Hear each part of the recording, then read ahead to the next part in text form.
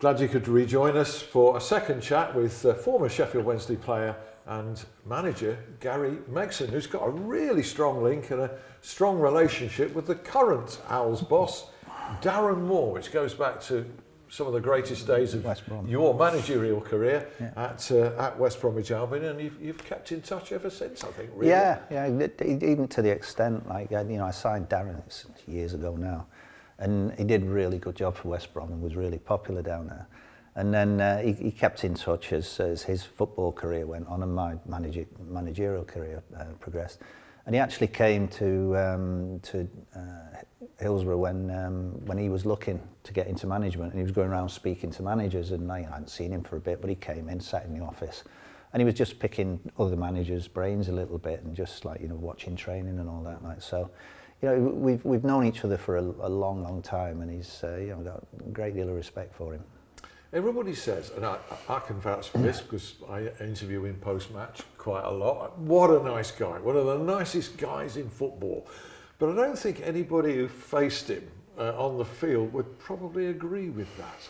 Yeah, he was. I think that comes. He is a nice guy, as nice as you'll ever meet. But I think it comes as when you don't know him and the size of him and the stature of him, you don't expect that. And he is a really, really nice guy. And he's so considerate to other people, and really polite. Like, and he's very rarely swears. Like, so that's rare in football, isn't it? It fucking is, yeah. See if you can use that. Yeah, that's fine. Yeah, but like, hey, leave that in. Leave that in. But no, it's we, as you can imagine, we had some right conversations with me swearing every other word and him not. But I signed him from Portsmouth, and Tony was the manager, Tony Pulis, and we brought him up because he was from that part of the world down in the Midlands, and he was just like the final piece in what we needed, and he did a fantastic job. But like, it was quite funny, like, because he's such a genuine bloke, and on the field, he's the only centre half I ever had who could usher the ball out for a goal kick from 30 yards away from the line. Once you went like that, you're not getting past him. Like, and I was watching, and obviously from set pieces, Darren plays a big part in it. And I used to leave him spare on the 6 yard line for any corners against us, and he just had to attack the ball, not mark. So, and he headed everything out. At the other end, we were struggling a little bit with. He's not the same. He's not getting the goals that I thought he should do. So I'm watching him and watching the tape, and I thought he was playing to not weaknesses, but something that wasn't his strength. So he was trying to lose his marker and then go from there and attack the ball from there. And I thought, well, he doesn't really need to do that. So I got him on the pitch, and we used to train all through my career on the actual pitch on a Friday. So we were down at the Hawthorns, and I pulled him across to the side, and I said, like, what I want you to do is similar to what we're doing for corners against us. Just stand and use what is your strength, which is your strength, and then like just edit. So anyway, he's looking at me, and I said, look, I'll show you. So anyway, I've got Darren this side, and I says, what I want you to do is stand here, and when the ball comes in, just pin your marker, because he's not going to shift him. So he's gone, right. So anyway, I said, swap places. So I said, right, when this ball comes in, you just pin me, like just pin me back so I can't get to the ball. So anyway, the ball comes in, and he goes, and I went, oh, gee, he nearly smashed me ribs. Brilliant, that's right. And then he started scoring more and more goals. Like, and in the final game, when we hadn't been promoted for 18 years, and the final game was like, it was so charged, the atmosphere, and he scored the first goal in that, and he got it from a set piece, and it was brilliant. It was a volley, if I remember right. And but his celebration wasn't the best. He started doing this horse dance or something. But great lad, loved his I mean, goals. he's so big that he doesn't have to be as hard as. No, he's not. He wasn't nasty, and like he hit some people, because we played in that season. We were 10 points behind Wolves and going in with 10 games to go. and I knew they had to play. So I thought they're going to have a right time of it. But we also had some tough games, one of which was Wolves. And as you can imagine, that's the local derby. And we were both, like, they were second, we were third. And we played this game at Molineux. And something happened. It was a bad tackle from one of our guys. And there was a big melee. And you can't really see what's going on because they're all in a circle, but all of them. And suddenly you saw this player just come out backwards and go, flipped over. And we're like, what's happened there? And then like we watched it on the video on the Monday, and all that had happened, this guy came across, was giving his two penneth, and Moro just went, just like that. He didn't, but he just flipped him out, which was nothing for him, but for the guy on the other end of it, he went somersaulting back, but he was just so strong. I don't know if you saw it, it was comical this season. I'm trying to remember the game. I think it was Sheffield Wednesday at Fleetwood, and I think a player called Sean Rooney, Fleetwood, was sent off. Right. And was angry with the world, with everybody, and went to confront Darren Moore on the top, and then suddenly good luck with that, thought better of it.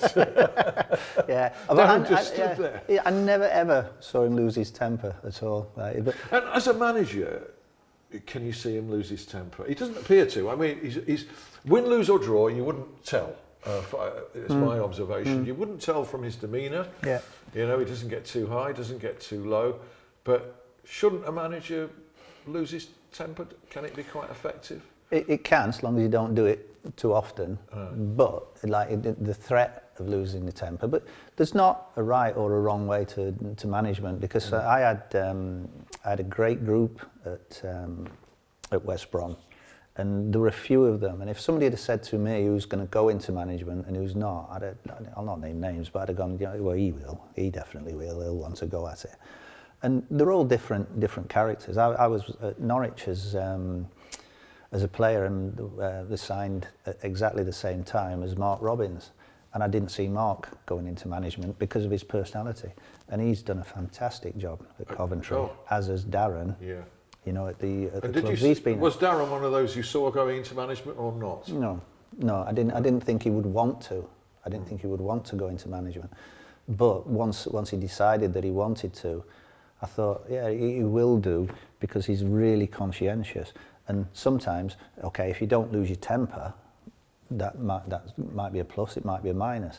But there's other things that you've got, and his organisation's very good. His enthusiasm is very good. And just the way he is with people, some managers, myself included, you can upset players, and you don't mean that to go on and on, but you've upset that player, and sometimes you lose them because they play for him.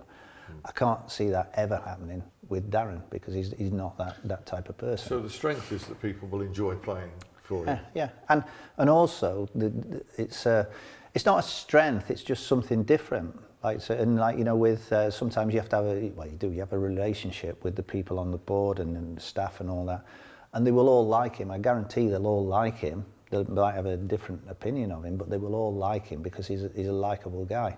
And sometimes, as with the chairman that you have, it's you've got to rub along together, and sometimes you clash if you've got different personalities or whatever it may be. And I don't think Darren would clash with anybody. Yeah, I think that's been a strength at Sheffield Wednesday. They've needed the restoration of a working relationship between the owner, Dapon Shadsiri, and the manager, which was pretty strong when, for instance, Carlos Carvalhal was there, but hasn't been particularly strong with other managers since. But Darren's the kind of guy that would work with that, because this is a chairman who wants to be involved, hands-on, wants to chat every day, I would think.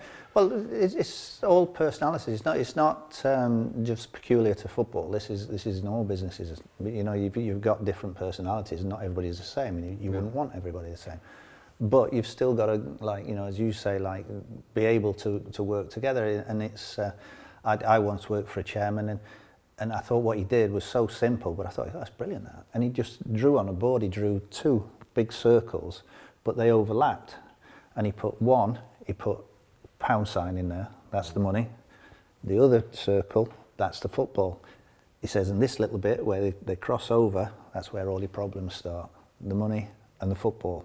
Because they've got to run the club from a finance point of view. You've got to do football. So anyway, I looked at that and I thought, that's spot on there. I said, the only thing wrong with that is you won't stay in your circle. You'll have to come in with doing the football stuff. Yes, yes. And that was just how I saw things. Like if you bring somebody in to work the football, you let them do the job. You don't start saying, oh, you should be playing him and you shouldn't be playing him and you've got to do this and you've got to do that, because you're now, for want of a better phrase, not in your circle. I think Darren would handle that pretty well. Yeah, as a modern manager. The way the game is now. Yeah, but things haven't changed. You say modern manager, there's a thing that we don't get on, me and Warnock, and we're very similar, shouting on and all this type of stuff. And I watch it now and it makes me laugh. And they go, oh, what a manager Guardiola is. Well, he's doing it. Klopp, well, he's definitely doing it. You've got to do it, and you will do it because you're involved. And Darren does it. He's on the side. We might do it different ways, but you're involved. And Neil Warnock's doing a great job as well. He is doing a great job. I've never ever said it. I've never said anything about him anyway, but I've never ever said I thought he was a crap manager, because I don't think he's a good manager. I think we should get you two together sometime. That probably won't happen, but... Well, you mentioned in the chat with your father Don, about when you were at Plymouth, the runs between Lou and Polperro that you had to do. Neil's got a place at Lou. Oh, Neil right. almost got a place on the harbour at Lou. Right. I've been there. Yeah, when my family were down there one time and we called in for a drink. Right. I passed on your regards. Yeah, that's good. So, the job that Darren Moore has done at Sheffield Wednesday, obviously took over club on the slide. They got relegated. Second attempt. Now, some of this chat might be outdated. We hope that Wednesday are going to go up, whether it's automatically or in the playoffs. The job he's done for you, observing... I think he's done. You don't know all the goings on that are, sometimes chairman, I'm not saying the one at Sheffield Wednesday now, but chairman will say something to the press and to supporters and everybody who's watching, and then tell you a different thing, and it doesn't half put you in a tricky position. So the job, to me, it seems like Wednesday haven't got the finance that they've had in the last few years, and haven't thrown a lot of money at it like they did in the last few years. So it's got to be done in a different way, and that way is a lot harder. When you've got a lot of money to spend, you can afford the odd mistake and you go and get another one. But when you haven't, then these players that you're taking on free transfers and loans, you've really got to have your ear to the ground and know where the players are and try and get the best out of those players. And I think from that respect, Darren's done a really good job, because you can't turn around and say he's spent his way to that success. He's had to work, and he's had to scout, and he's had to send people out to go and find where these players are. As issues come up over the course of the season, you've got to know in January where your players are, what needs strengthening. But the important thing is where you can get them players from to do that. And I think he's taken some good free transfers. He's taken some good loan players. And I think his personality, and Chansiri as well, I think he deserves a bit of credit, because it just looks to me he's running the club differently to how he did when he first came in. And that looked a little bit more settled. I think what's happening now is, because of the size of the club, because of the size of the support, and because it was looking 6 weeks ago, well, this is nailed on, who's going to come second, it doesn't ever work out like that. People start to tighten up a little bit. And it just needs now to calm down a little bit and let people do what they were doing before, and hopefully it'll be okay. The one thing about he's not spent fees at all, although you'd imagine the wage bill is high for League One, because he's managed to sign, probably through his own personality, some players who could easily be in the Championship, and have been in the Championship, like Smith and Gregory and Vaux, and there's a load of them. Some decent players, but that's what I'm saying is, Darren, as a manager, you go to the people who are running the club and say, right, can we do this, can we do that? And they then deserve some credit if they push it and go, not so sure we can, but yeah, we'll have a go at it. And he brought some good players in. So you need that working relationship. I'm not sure that other ones before Darren have had that same relationship because of their personality. I don't think I would, because I'd be saying, right, we want this, we want that. I remember saying to Mandarich, I took him because I'd done it with the players. I said, have you ever been up the Cop? And he says, no. And we were playing that night, so I said, go on then. So I walked him up the Cop, and I says, right, don't turn around yet. So he's walking up the Cop. So I said, right, let's go and here. And then we stood there, and it's a night game as well, so it always looks better in the lights. So can I swear again? Yeah, of course you can. Yeah, you can. Right, Yeah, so I used to do shows on Sheffield Live TV, and we couldn't do the. I'm not saying there's a swear over it, but you can. So no, anyway, I got Milan up there, and you could just see people's reaction because he's used to seeing it from director's box, and he suddenly went quiet for a bit. And it looked really good. There was nobody in the ground, well, hardly any people. So I says, there you go. I says, that's why you can't fuck about with Sheffield Wednesday.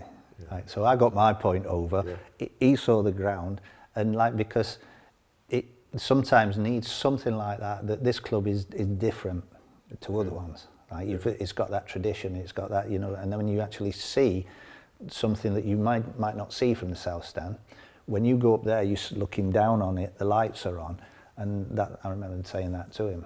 Yeah. Didn't listen, he still did. But Darren would do it in a different way, I'm sure. Yeah, he'd get to you'd want to get to the same point, but he would do it a little bit differently. And of course, we both hope that the Owls will go back to the Championship. They need to start moving again. Yeah. So I was thinking about that when I was coming on, coming to meet you this morning. That Wednesday now, it needs to be in the Premiership. It really does, and not just tradition, not just the club because we all love the club. It would be something that would be a big addition to the Premiership in terms of the support. There's fantastic support in the Premiership at some of these huge football clubs. I don't know if they would still do the same as Wednesday supporters in what was the old third division. So it needs to get itself back there, and it just needs to get itself up and not say, oh, we're in the Championship, great. It's got to get from that and get in the Premiership because it's got to get moving. Can't go up and say we're going to consolidate, can they? Just doesn't happen. No. Can't happen. No. Gary, we'll both hope for that, the Championship, maybe the Premier League, and it's been a pleasure to see you. Thanks very much. Thanks very much. Cheers. Thank you.